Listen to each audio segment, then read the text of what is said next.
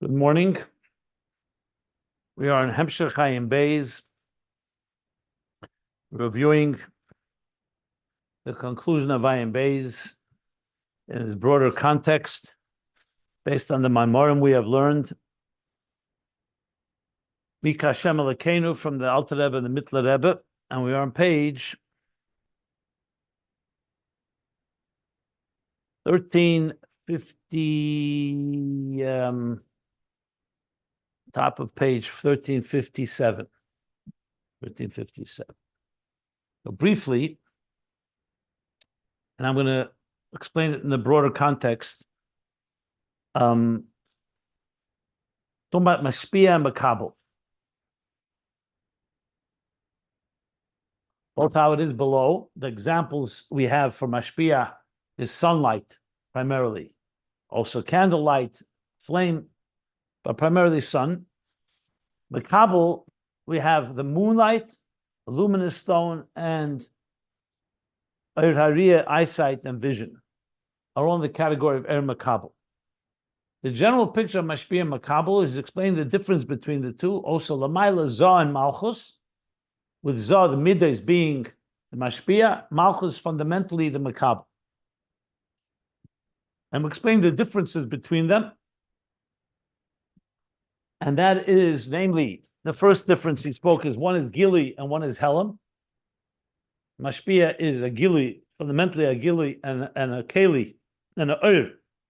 And a Mekabel is a Keli and a Helam. And that's why it's the process through which we create something is created. Zah and Malchus, Zah through Malchus. Oidya Shefresh, we learned yesterday, between them is the Mashpia is a Atzmi V'Tivi. And the Mekabel is not an Atzmi. Atzmi V'Tivi means he naturally has, and fundamentally at his core, the power of Mashpia.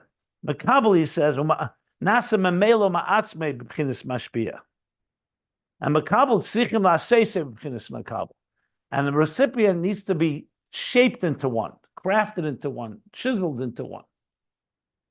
As he continues to explain how that works with a Isha, a woman, and a man, a husband and wife. And then Hashpos HaSeichel, that there are two primary ways that the student, the Mekabel, becomes a Mekabel. One is through the teacher withholding and so-called building in him the motivation and the longing to be Mekabel, to receive. Or in that itself, there's another manner that the Mekabel himself does that. He himself lowers himself to become a Keli. And Eifan Abbei is the opposite of overabundance, of like an overwhelming amount of revelation that overwhelms the student and thus refines the Gashmi, the coarseness and crassness of his mind. And both of them are a form of Gvura. One is Gvura by withholding, one is Gvura by overflowing in the intensity. And either way, that causes Asiyas HaKeli. Same thing, Lamaila, Malchus, through the Hey Gvuras of Malchus, becomes a Keli. That's where we stop. And I was going to speak about one more thing in the difference in Mashpia and Mekabel, but I want to say this. In thinking about it in the broader context, keep in mind, this whole thing began after explaining, where he began to explain Torah Oir. And remember, Torah Oir is a Mashpia, Mamayla Lamata. When he started speaking about it from on top of page 1350, it's an Atzmi, an Oir Atzmi, that's Mashpia downward. Tefillah, prayer, Mamata Lamayla, the Neshama davening, Shema, and influencing the animal soul and the body of the animal soul is Mamata Lamayla. It's like from the Mekabel going up to the Mashpia. Torah is the Mashpia downward.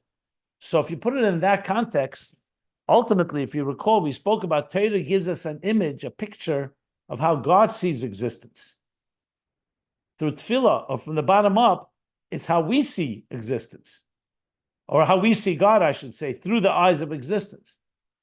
So this concept, Mashpia Mekabel, that makes me think, as I said yesterday, ultimately, though we had a question exactly, does a Mashpia need to put effort or not put effort? But remember, I think a key point to make is this. Hashem by nature, well, by nature, it's not a good word to use. Let me strike that word. But for Hashem to be a Mashpia is not a Chiddush. That's what God is. The creator is the source of everything. So he is, if you want to put it quote unquote, a natural Mashpia once he chooses to be a Mashpia. Obviously, God is beyond being a Mashpia too. So he has to want to, and that itself is his so-called effort. But the very idea of a Mashpia, you would never call God a Mekabel. You call him a Mashpia. But yet to create a world, you need to also create the Mekabel. So therefore, Malchus becomes within the divine flow, you need to have the Koyach HaGilui, that's Hashpah. So in other words, Oyer makes total sense. Oyer is like a natural expression of the divine will, if you wish, of divine consciousness. Helem requires an additional effort where Hashem says, I'm going to conceal. Like we've talked a number of times, the power to conceal comes from a deeper place than the power to reveal, because you need an extra effort. For a chacham, for a wise person, to give you an answer doesn't take much. He knows the answer. For him to restrain himself and to refrain from giving an answer requires an additional exertion. So in that context, the concept of Mekabel by nature is, but the concept of Mekabel by its very definition is something that's an additional effort. So in the broader context of things, you could say Mashpia, that's like so-called the natural flow of divine energy. It flows to create and to emanate. But the idea of Mekabel, that's where you need to have an additional effort. And to talk about it in our context, Hashem creates the world. That doesn't take exertion.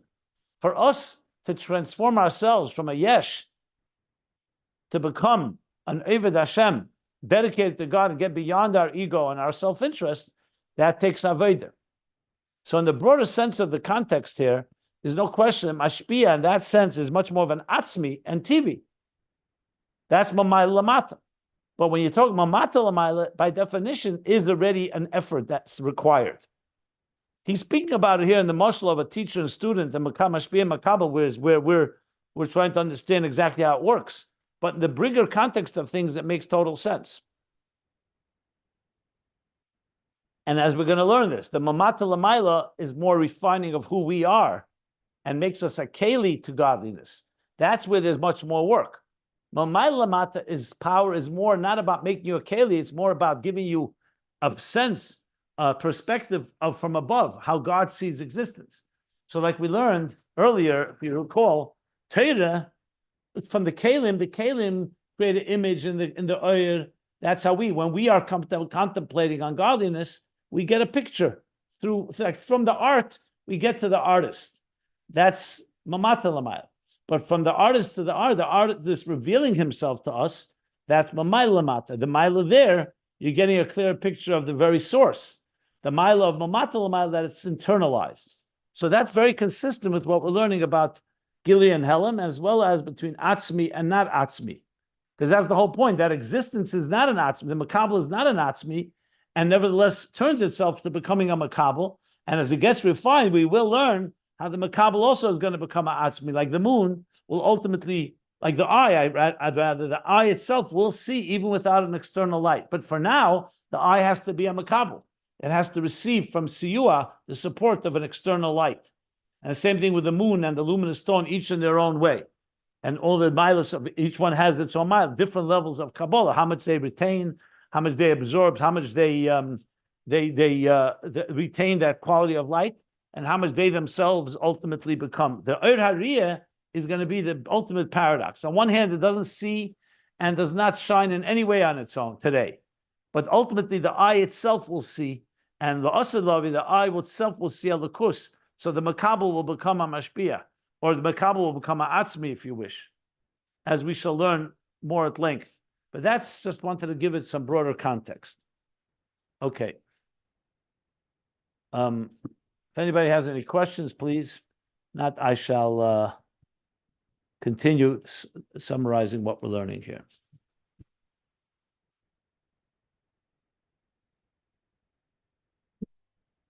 So on page, we are at top of page.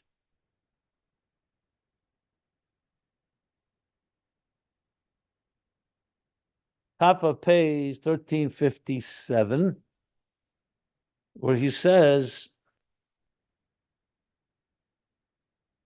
the line that begins, let's see here, Ba'oid, the fourth line. Pages can be found at ayinbeis.com. So he says, Ba'oid, additionally, another thing about a Mashpia and Mekabel, in the difference between them, Mashpia oyer ma'atzmei. The Mashpia gives you oyer from within itself. V'hashpa hi ma'atzmusei. Let me rephrase it. Let me retranslate that. Mashpia is Mashpia oyer ma'atzmei, on his own. And the hashpa is coming from his very core. So you think of a sun, where's the sunlight coming from? Coming ma'atzmei, from the sun itself, not from some other place. And the hashpa is coming from his very core. The difference in ma'atzmei and ma'atzmusei most likely means, ma'atzmei means on its own, ma'atzmei, on its own, not through any other outside force, and ma'atzmusei means it's coming from within itself. So it's not through another effort, and not through an outside source. Because Mashpia is not a Mekabel. Mashpia is fundamentally a Mashpia. His identity is one of a source of light.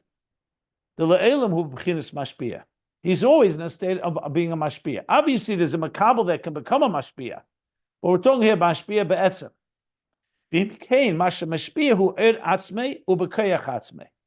That's the difference.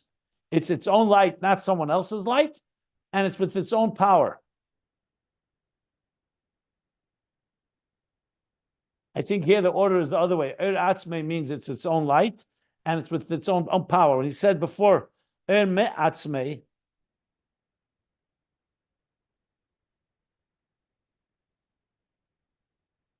you could say, you could translate it both ways. Okay, so that's Mashpia. The Mekabel, on the other hand, a recipient, Mashpia Mashu Mekabel. He's not Mashpia from his own self. He's Mashpia what he receives. The moonlight that shines is because it received light from the sun. The student that teaches, even though, yes, he has seichel of his own, and he can teach his own ideas, but what he's teaching now is what he received from his passing on what he heard from his teacher. And so Mashu Mekabel, Mashpia Mashu Mekabel, ubekeach haKabbalah hu Mashpia. One second. Mashpia Mashu Mekabel, ubekeach haKabbalah hu Mashpia. So so number one, he's giving you the light from the Mashpia, and the koyach of doing so is also coming from the Mashpia. Ki Mekabel ein le'er ma'atzmei. A recipient does not have any light of his own. Lashpia, to Mashpia, we're talking about. Not that he does not have a light, doesn't have intelligence of his own, but he doesn't have a er ma'atzmei lashpia. V'hainu she'eina b'chinas Mashpia be'etzem. Because being a Mekabel, he's not a fundamental Mashpia. Like the moonlight would be a perfect example. Mashpia hu Masha Mekabel. So what then, if he doesn't have light to be Mashpia, what is he Mashpia? What he receives, like Malchus, doesn't have anything on its own. What is it Mashpia? What it receives from Zoh. And the second thing, ve'ena Mashpia b'keach atzmei. A second thing is not just that the light is not coming from him, it's not with his own power. The power to reveal. It's coming from the power of the Mashpia as well. Like he said, ma'atzmei and ma'atzmusei. So ma'atzmusei means it's coming from him, atzmei. And here it's not atzmei, and it's not b'keach atzmei. It's b'keach of the Mashpia. Hainu afila atzmei. He's saying that even its own light, even if it had its own light, but the koyach to give off, to reveal, is coming from the Mashpia. Ki'im b'koyach haKabbalah min Mashpia. It's coming with the power of that he's receiving from the Mashpia. So both the light he's receiving from the Mashpia and the power to transmit is also receiving from the Mashpia. Shahari b'chinas Malchus, he gamken b'chinas Mashpia. Malchus is also a level of Mashpia after it receives. U'kaneidet chol hashpa'as b'biyah u'meb'chinas Malchus. All the transmissions of biyah are coming from where? From Malchus. So Malchus is clearly Mashpia into biyah. Rak zeu ha'idei b'chinas Mekabel. But with Malchus, being that it's not fundamentally a Mashpia, it's like a student that's passing on what he heard from his teacher. So therefore, it's through the being Mekabel, ha'idei zehi Mashpia. So Malchus, once it receives the light from Zah and the power from Zah, then it's Mashpia into Biyah. Like we learned earlier on page 1350. V'amuna kol zeis. That's Lashon Nekeva. V'kayim aleinu is Lashon Zachar. Lashon Nukva, Lashon Tchad. Feminine and masculine, which is Mekabel and Mashpia. So we know from that Malchus has both. It's a Mekabel. It receives from higher, and then it transmits that to the lower. It receives from Zah, and it transmits into Biyah.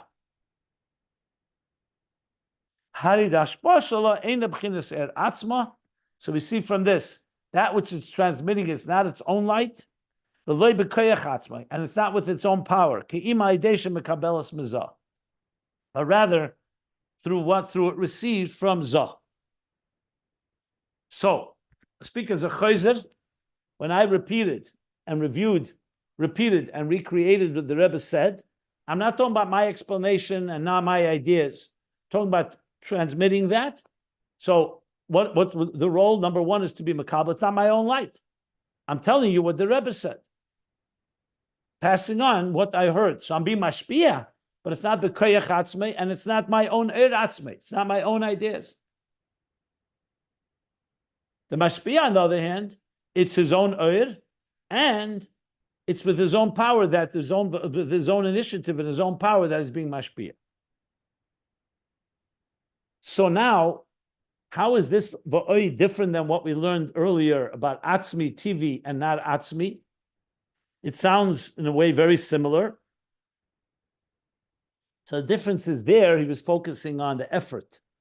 The Mekabel has to become an effort to become a Mekabel. With the Mashpia, it comes naturally and flows easily, like we said. The Mashpia is a natural Mashpia. That's its entity. The sun gives off light. A teacher teaches. Regardless of what we discussed, that the teacher may need preparation. But in the process of teaching, it doesn't need constantly to renew or refresh his ability to teach, whereas the Mekabel has to constantly put that effort to be a keli, to receive. Like we said, the two different efanim, how the bittel of the keli, basically. We need that bittel. That was the focus on the second difference between Mashpia and Mekabel. The third difference, the first one is Gilead and Helam and Er and Keli. The second one is this effort. And the third is the very dynamics of the Hashpah. That with a Mashpia, it's his own light, it's his own, and it's with his own, and it's his own power. Whereas the student or the Mekabel, it's not his own light, it's the light of the Mashpia, and it's not with his own koyach, the koyach that he receives from the Mashpia. Okay. So three differences between Mashpia and Mekabel. Now he's going to explain this now in more detail, especially regarding Malchus, which most likely will help us understand this. So, well, this is going to be quite a while. He's going to explain this now with two different explanations in Les La Megamo Klum, that meaning the Malchus says nothing of its own. What does that mean? So the first way he's going to explain is on page 1357 till page 1362. So we're talking about 5 pages. And on 1362, he's going to go Pirush HaBeis, a second explanation in Malchus, Les La Megamo Klum, which will go till 1364. So right now, the next section goes for approximately a good 7 pages, 7-8 pages. But he's going to explain this idea with Malchus. And as I said, keep in mind the bigger picture He's really coming to explain the difference between Mashpia and Mekabel in the context of what we learned Torah and Tefillah. Torah, remember, is ultimate Mashpia, and Tefillah or Aveda Mamatlamayla is ultimately Mekabel, and we want both and the Maila of both. That's how I would probably contextualize it. I'm sure this will get clearer as we go on when we learn about Torah and as we move along here in this explanation of Er HaRiyah, which is the ultimate, the Riyah, to understand Riyah as being a Mekabel, but through refinement and work, the Riyah we're able to see with our own eyes and not need the external light that we need today, the Mashpia, the Mashpia. Now Riyah is a Mekabel because it needs outside light to allow it to see outside things, even though the eye itself is the one that sees, as we've learned. Any questions?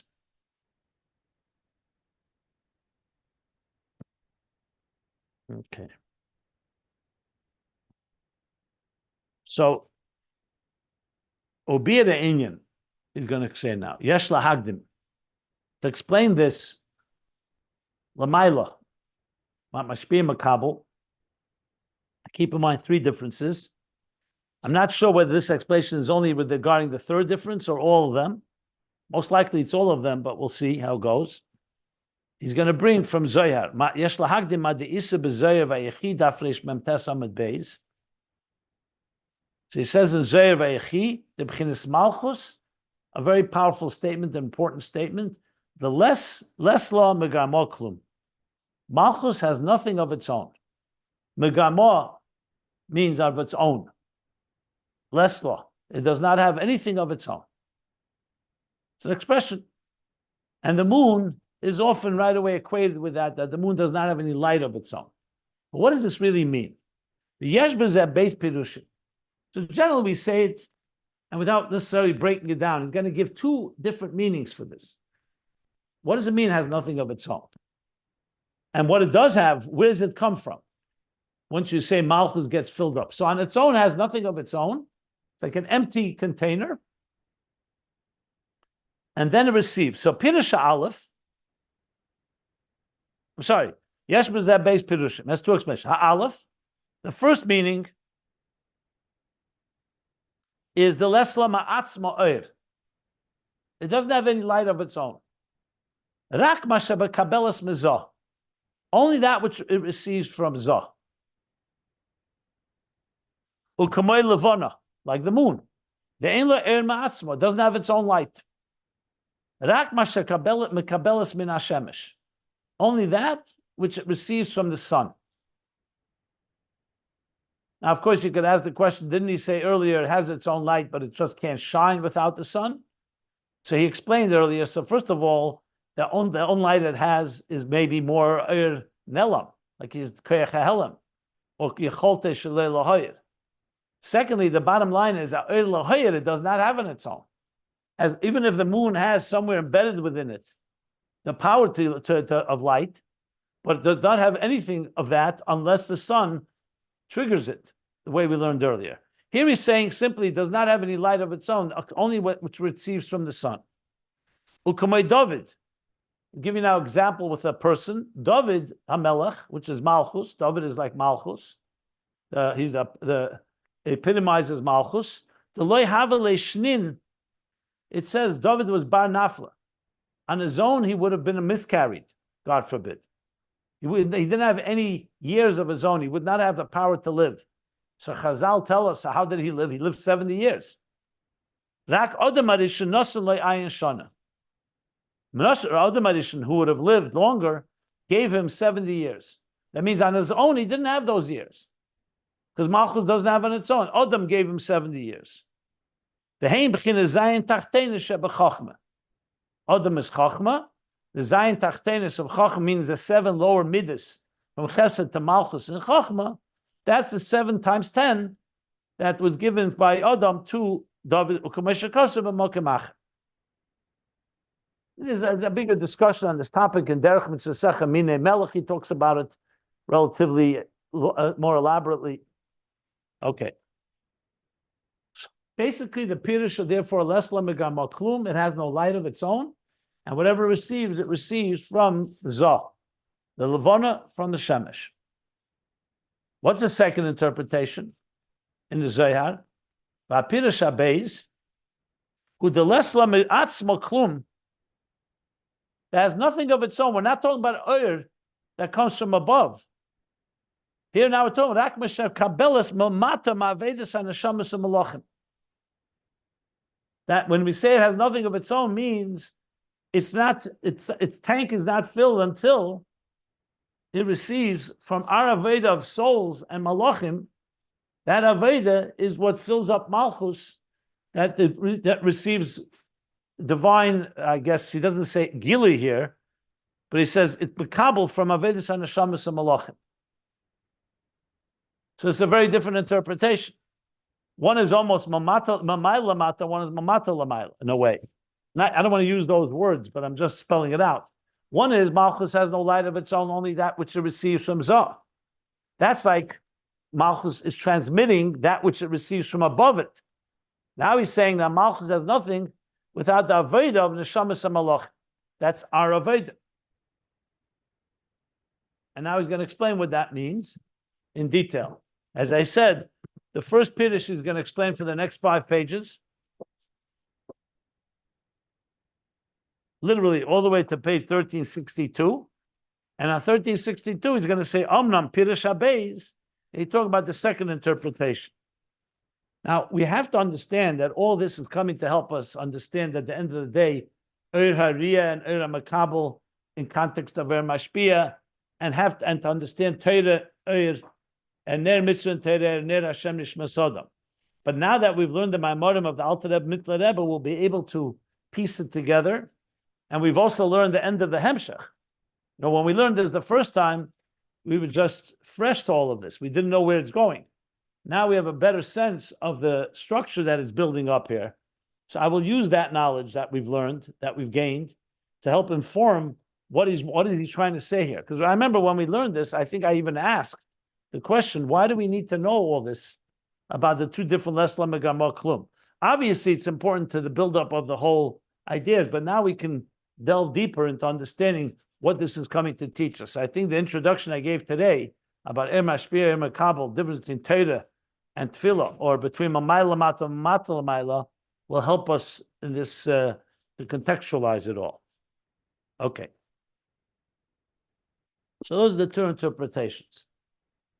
I'll stop again, just in case anybody wants to clarify anything or ask anything.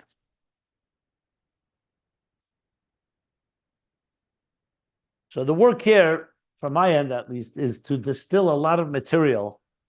Firstly, what we've learned in Ayin Beis all the way to the end, keeping that in mind. What we learned in the Alter Rebbe's Maimer, Mika Hashem Elokeinu, and the Mitler Rebbe, and what is said in the Maimer, Veineinu Me'ires, that's posted on the group, that was not printed, which I actually looked into last night. I wanted to read it more in detail. And there's a lot of interesting things there that obviously parallel what we learned here. That we should probably discuss, but I want to first get a sense of where this is headed, and then we can put things more into context. So all of that is informing my presentation here. Just know, I'm not just reading the pages here. I'm taking all of that and trying to build the structure. Now, I have already spelled out, we are going to get back to the ultimate, which is Torah Eir, that what Torah comes to contribute, that Mamata Lamayla from Tefillah and the Neshama through Shmiya does not. Remember, Shmiya and Riyah is a critical piece. Shema Yisrael, which is the Aveda Mamat Lamayla of Ner Hashem Nishma Sodom, and then it leads to Ner Mitzvah and Torah Oir, Riyah, Hamagbi L'Sheves, Hamashpili Liros, that there's the emphasis on Riyah, which we learned about. So that is going to be very important, but we're not there yet. But it's all relevant to what we're learning right now. Because we're going to learn from this what Ur Mekabel is, the different levels of Ur Mekabel. Yeah. But just keep in mind, one thought all the time, this is what I visualize. We're talking about an entity called Tachtenim, that on its own is dark. It's a dark world where we don't see godliness, we don't feel godliness. And the kavanah is that we should reveal godliness here. Ur. So in a state that is complete cheshach, you want to bring light. But you want that light to be retained and absorbed by the Mekabel. So like a student who is completely not shaped or formed yet, no education. The student is slowly going to absorb what the teacher is teaching and become a Mashpia himself. And that's the different levels of Mekabel and their Mashpia, how much it absorbs, how much of it's his own, how much effort. Because ultimately you want to have that the Mekabel, which is the creation, we should become not just receivers of the divine energy, but generators of it, initiating. In other words, the Mekabel should become a Mashpia. But you don't get there right away, like the example of education, children and students. You grow step by step. If you keep that in mind, I think that'll help tremendously in understanding the general context, because all the details are coming to really explain that. Similar to what we learned earlier in this volume about Mutfa, Murgish, Muspel, when he spoke about how we grow, first from natural, reflexive, and habitual, behavioral approach till we get more emotional development and then intellectual development as we mature and experience higher states of consciousness to the point that we can reach the highest levels of B'chol Moedecha and Bina, Chachma, Keser, and higher. So all that is going to come into play here. As I said, a lot of it we're going to have to extrapolate because the Rebbe Rashab does not bring it all together at the end of the Hemshech. That's why I'm doing what I'm doing right now. But learning it all now and taking everything we've learned, this is where the picture that's emerging.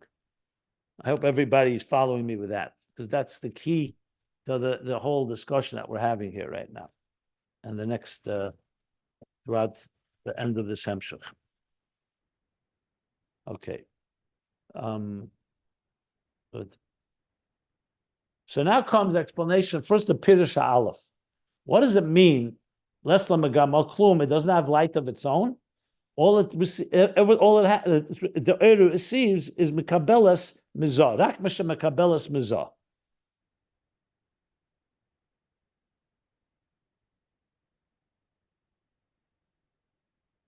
Actually, mistake. He explains the Pirush Beis more, and we'll get back to the first Pirush a few lines later. So I jumped the gun.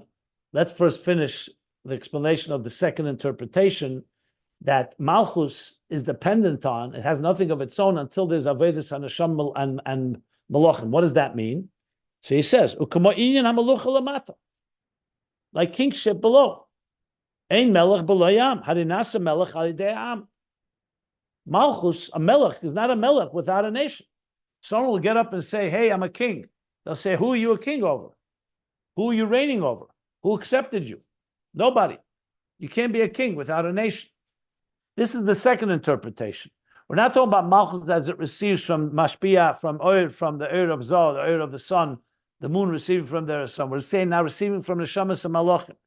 Melech Haideam Shemekablim Aleim Malchusei. They accept upon themselves his kingship, his sovereignty. And that's the idea of crowning a king. When we say a king is coronation of a king, why are you coronating him? He's a king. He's a king. Because you need someone to accept him. He's being coronated by his people. They're appointing him and accepting him as their leader. And how does that work? That's not just the Am saying, you're our king. There's a bittul here. The Am is subjugating itself. They're accepting. There's a bittul, a suspension of themselves. They suspend their will to him. Instead of having their own will, they say, we will follow the will of the king. That's what causes him to become a king over them. Do they not do that? Then he's a king over whom? To rule over them, govern over them, and guide them according to his will. So if he's not appointed, the people don't accept him, he doesn't have that melech part in. So he has nothing of his own without a nation accepting him and crowning him. That's Malchus Lamata, meaning how it is in an empire, and a king and his subjects in this world. And the expression is Malchus Da'ara, the kingship below on earth, is Ke'en Malchus Da'Rakia, is similar to kingship in heaven, meaning divine kingship. The Kamoy Kein Hu Lamaila. Same idea is also Lamaila. The Malchus Da'Leila, that the kingship above, Malchus, above, why they are bittul the neshamas lamata. It's through the bittul of the neshamas below. If the neshamas below don't accept God as king, like we do on Rosh Hashanah, so God is God. It's not like God is dependent on us, but not as a king. You can't call him a king if he doesn't have anyone following him. U'kamoshi is bad, as shall be explained. That's interpretation number 2 in Les Lamagam Oklum. Very different than the first interpretation. The first one is about Malchus itself, that it has to have no light of its own, only what it receives from Zoh. Here, it's about the very entity. Malchus is not Malchus without a nation, without the neshamas crowning Malchus as Malchus. And then he says, both interpretations that I just said, Shnei Pirushim Emes. They're both true. They're not two different opinions, and they're not conflicting opinions. They're both true. They both have, each one has is vital. They're both true.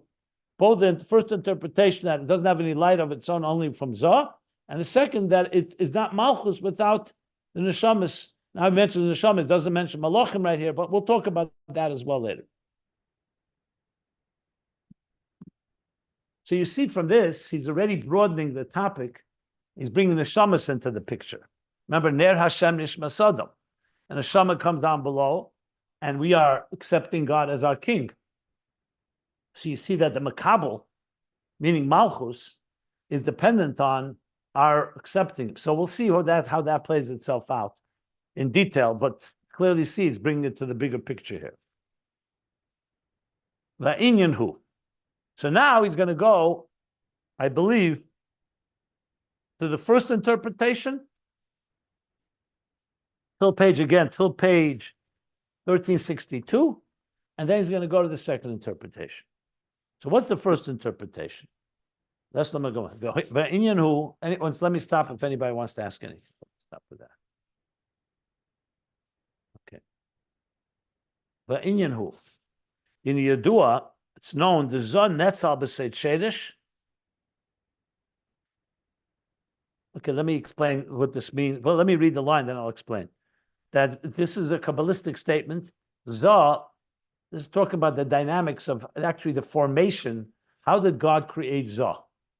So it says in Eitz Chaim and other places, it says that Zoh and Malchus were formed differently. They weren't formed the same way. Zoh was formed b'seid shedish. In Kabbalah, the word seid, even though it means secret, but it means with the method almost, b'seid shedish. So yes, it has the meaning also secret. You say Seid Simtsum, the secret of the Simtsum, or sometimes the doctrine of the Simtsum, but Seid Shedish also has a meaning with the method of Shedish, like a root. We'll understand that in a minute. B'bchinas Vav Ksavis, 4 edges. Like we say Vav Ksavis, there's right, left, or the east, west, north, south, top and bottom. So a 3-dimensional entity, in this case, the 6 mides, correspond to the 6, if you want, edges or 6 angles, or the six what do we call it? Facets of Zoh. And the Gimel Rishenis, which refers to Chabad, Boyin by B'Sei Teisvus. They come as an additional element. Let me explain how Shedish and Teisvus sometimes can be used. A simple example in finance: principal and interest. So principal is the shedish, what you put initially, and the dividends that it yields is what grows upon it. So you put in $100, that would be called shedish. If it has 10%, you have $110. The 10 is teisvus. So that's in a simple physical terms. But what it means is that shedish means its essential entity, and teisvus is an additional component to it. So you'll say, for example, you start any type of, let's say you start an organization, a company. There's certain things you must have, and there's other things we can call our addendums. They're added on. They're not critical to the very functionality of the entity. It's considered a taisvus. It's considered like, I don't want to call it like a cherry on top. It's not really the right expression. But it's something that's not shadish. It's not in its very root that it needs to have. It can grow on. It can grow later. Something that initially does not have to be there, but it comes later. So we'll see the context in different places in Chassidus. This has different meanings. It's like saying to have love for somebody. So if you have no love, there's no love. That's it. That's shadish. To say that the love is also informed by intelligence, by a plan, a strategy, you could have love for someone that's completely instinctive, that's completely impulsive.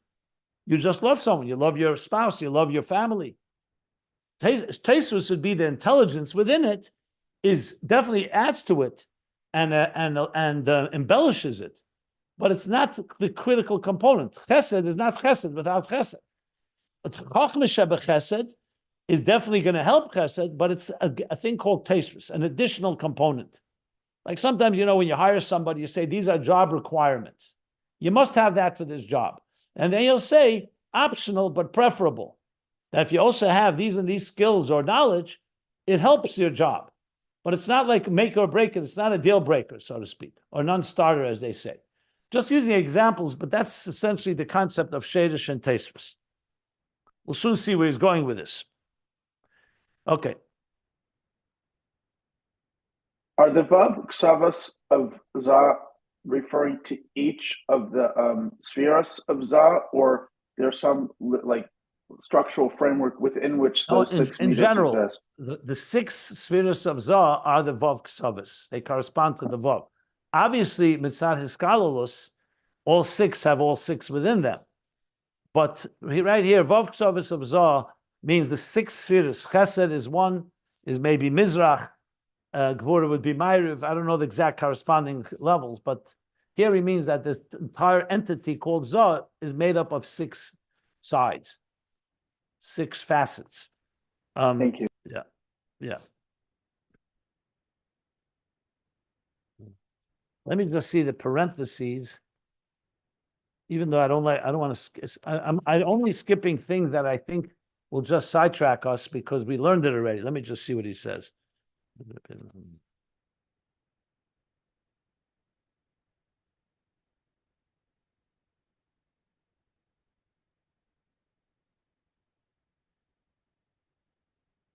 I'm going to skip the parentheses. It's just a little going to be very dense and needs a lot of explanation. Since we have learned this Maimorim, as I mentioned yesterday, you could find it earlier, not difficult to find in classes I gave approximately 22 months ago, as Yitzchak pointed out, close to 2 years ago. Okay. Now, what about Malchus? We only covered Zah and the Gimel Rishenis, Shadish and Teisus. How's Malchus created? Remember, Malchus les lamagam klum. It has nothing of its own. So, but there is. So, what is Malchus exactly? So he says, Malchus netzala, and the manner in which Malchus was emanated from the source, b'seit shadish, rak nekuda achas. That's the language in Eitz Chaim, I believe, in Kabbalah. It was emanated just shadish, but the shadish is only one point. The Vav Ktsavis is a full-bodied entity, 6 dimensions. Chesed, Gvura, Tiferes. Here, the Seit Shadish is like, think of it like a one cell, one spark, one nekuda. V'hu HaKeser Shaba. So with Zah, it's 6 identifiable midas that have an identity, Chesed, Gvura. It has also, but Teisvis, the Gimel Rishenish of Chabad, of the Gimel Rishenish Chochma Bina Das, or Keser Chochma Bina. He doesn't spell it out which one. Maybe Keser Chochma Bina. And what's the Nekuda in Malchus? It goes beyond Zah and beyond the Meichin. It goes straight to Keser Shabbat. Now, Keser, remember, is a supraconscious state. It's not a Gili. Keser is a Helam. That means Malchus has in it Keser Malchus, but it's not something that it can talk about. That's why we're going to learn less lamagam al klum. To reveal the power of Malchus, you're going to either need Zah, the first interpretation, or you're going to need the Aveda Lamata, to be machtir, to crown the Malchus, and the Aveda below, that will turn Malchus into a king over its subject, over Biyah. That's Kesser of Atzilus, so it's their Anpin? We're not talking about Zeir Anpin, we're talking about Kesser of Malchus. We're talking about Malchus now, not Zah. Malchus, nine, okay. The spheres and the 9 spheres, what about the other 9 spheres? With Zah, we said what emanated were 6 facets, the 6 midas. And the Tosfos was the additional addendum, so to speak, to it, or the Gimel Rishenis. Malchus is just B'Shedish, in its very core, it's just one Nakuda, which means it has no ispashtus, has no expression, and no expression in any way. What about the Tesfiris? That ultimately you can build into Malchus. We know Malchus, when you build it up, it can have all the spheres within it, not on its own. He says, Boyim ba b'sei Tesfos. That comes b'sei Tesfos. That is not its core. Malchus on its own is only a Nakuda, or like he said, Les Lamagam Aklum, does not have anything on its own. It's only a Nakuda. Whereas the Tosfos by Malchus, by the Midas, they have 7. It's an identity. It's Chesed, Gvura, Teferes, and the Tosfos is the Meichin. Here, the Gimel Rishenis. Here, the Tosfos, all the 9 spheres are what's added on to Malchus, not what Malchus is on its own core, at its own core. I guess clearly, Movish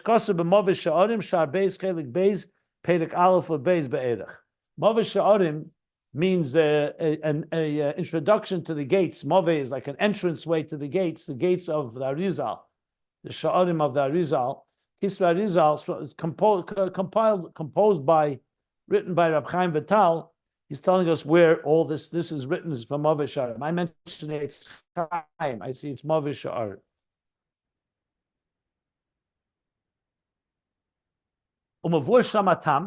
And the reason for this, he explains the reason for this.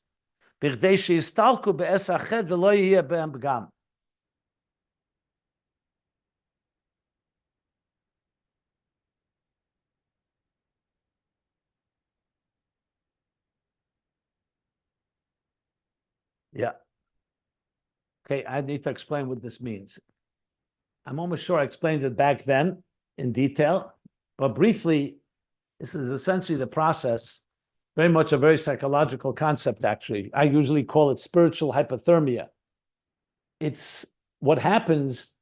I'll use a simple example: the human being, that when God forbid someone's injured, or somebody is in some way our vital organs are compromised, person will go into shock, or in the case of hypothermia, everything will shut down just to save whatever is left. So this is a process. The human body has that wisdom to do whatever possible to preserve resources and to make sure that the most important organs are not affected. So like shut them down, so to speak. So Kabbalistically speaking, the reason that certain levels don't have, like in this case, if there's going to be a pgam, a wound, an injury in Malchus, it won't affect the other spheres because they'll be nostalgic. If Malchus' very entity was made up of all the 10 spheres, then if something damages it, they will all be damaged. But since Malchus itself is somewhat separate, because B'Shedish it's only a Nakuda, and the 9 spheres are B'Tosfos, that addendum can remove itself if something happens to Malchus. So that's what he's saying. So if there's the Begam should not affect them, that's the reason that it's Bechinas Tosfos. So essentially, God is saying, I'll take out, for example, my wrath. It says, Kila ala eitzim ba'lavonim. Kila chamose al eitzim ba'lavonim is an expression.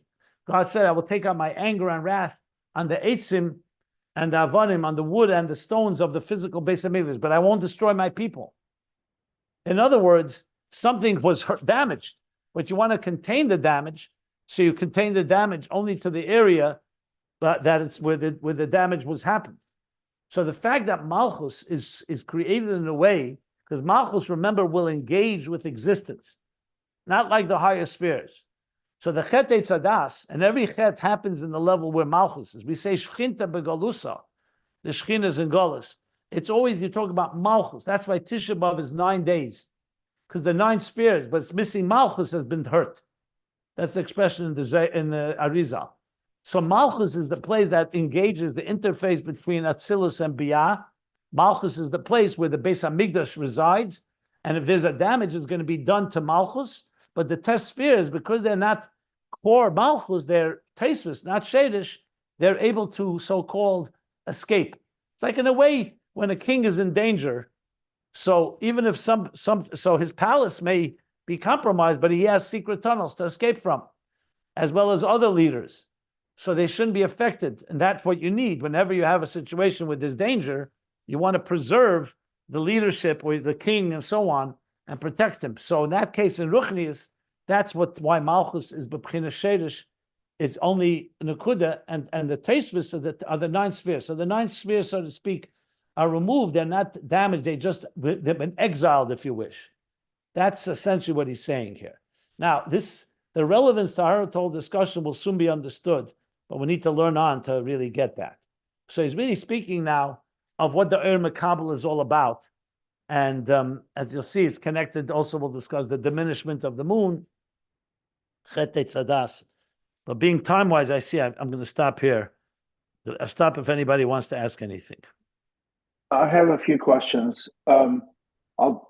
So question one is, the Shorish of Malchus is not the same thing as, I call it a formula, but it's not the same thing as where it's mushrash. But, well, that's the question. Is that the case? Because I thought there's I don't understand the question. What did you ask? Where I thought Malchus was rooted in Chachma, and you said it has a point, which is consistent with Chachma, but it says that it's where does he say Malchus is rooted in Chachma?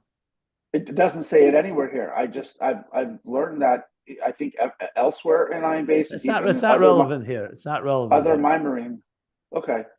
Not relevant. Well, so the second question is this inyan of the midos being tosfos to Malchus, so that if there's a chet, that they can essentially go away. Not just the midos, all the 9 spheres. Sorry, thank you for correcting me.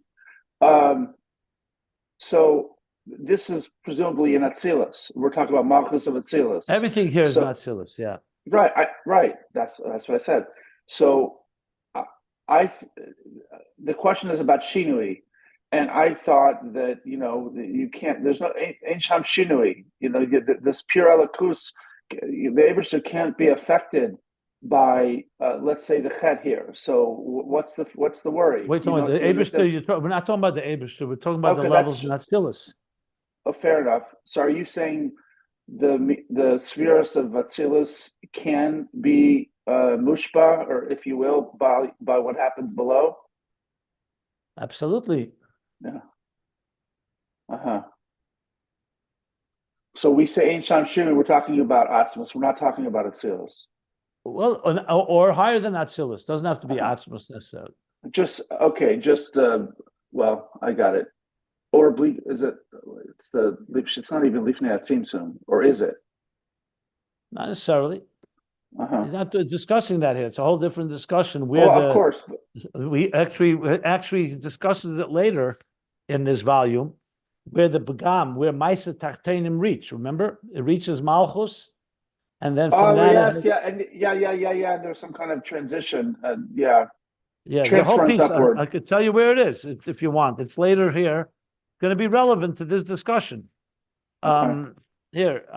Sorry, my memory is as good as yours is. Mine is that bad. No, it's fine. It's fine. There's no need to apologize. He talks about this topic on 1428, actually 1427 and on, especially 1429 and so on. He's going to talk a lot about where Maisa Tachtenim reach, Malchus, and then higher and so on. So that's... Thank you. Thank you very much. As I said, Malchus is the Shekhinah, is the interface between Atzilus and Biyah. So Atzilus is a world of Kedusha and Elikus. But Malchus is already a place that is a bridge. So Malchus can be affected by our work below and beyond, the things that happen, which It's like we'll the talk about aperture. later. Yeah. Right now, the key thing to keep in mind is what Malchus is. So I'm going to stop here simply because we got to move a little slowly here. A pretty heavy topic here. And we'll see where this is going. But yeah. Any other questions? Sorry, one more. I really apologize. The Kabbalah is difficult for me, anyways. The Kesser of Malchus, are we talking about the Kesser immediately above Malchus, essentially the transition from Zav to Malchus, or are we talking about Kesser of Atzilus? Kesser of Atzilus. Okay, thank you.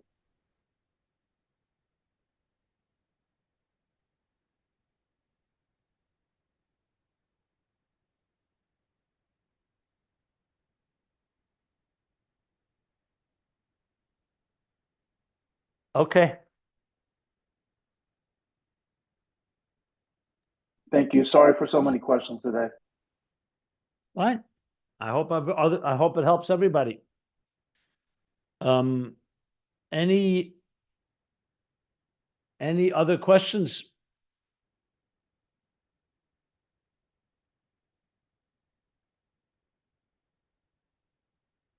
Okay. So we stop here, bottom of page 1357. I do want to mention, actually, I did yesterday a very fascinating interview with a guy called Yossi Schneider. He's a cousin of, tragically, 4 hostages that were taken. I think everybody knows who they are. The Bibas family, father and mother, and 2 little With children. the little baby. redheads. Yeah, the 18-and-a-half-month baby, and now it's 18-and-a-half and 9 months since the hostage taking, and Ariel, 4 years old. So he was very articulate. I was like taken by his. We did an hour interview yesterday from Chalon. He was in Israel. It's a really powerful interview. We're now producing it. We're preparing it. Tremendous. I think if it gets out there, there's a lot of good stuff in there. He was very, it touched upon the real travesty of all the organizations out there, officially children's organizations, women's organizations that, if you touch, he said, if you look at a woman the wrong way in an office, they'll come after you and they'll cancel you. And here, no one's talking about any of the abuse, the pure savagery of even kidnapping a baby, et cetera, et cetera. Talk about humanitarian aid. It was very good, I must say. It was a very powerful, very heart-wrenching, but powerful. Just give you a heads up. As soon as we have it, we'll post it all. Was that sponsored by some other organization or by MLC? It was we could use a sponsor, but it came our way. Somebody knowing him, thought it would be a good idea because we have a big following, to get it out there. And then I realized, by the way, that the parents' names are Shiri and Yarden. Shiri is the mother. Shiri is actually an Argentinian citizen as well. So that just happened while I was talking to him. So I realized that I'm going to let President Milei know about it. So no one sponsored it. We just did it. But if somebody wants to help sponsor, especially because we have to produce it, it's worthwhile producing, even though it's a pure interview, me and him speaking. But I think we're going to probably put pictures of the family and some what they call B-roll footage to just make it a little more, make it more, people can see what we're talking about, the actual location and everything that happened here. I also discovered that Shiri's parents were killed, not just killed. When I used the word killed, he said not killed. He said brutalized. In the kibbutz, unfortunately. Anyway, so that's the story. I'll let you know as soon as it's posted. Yeah.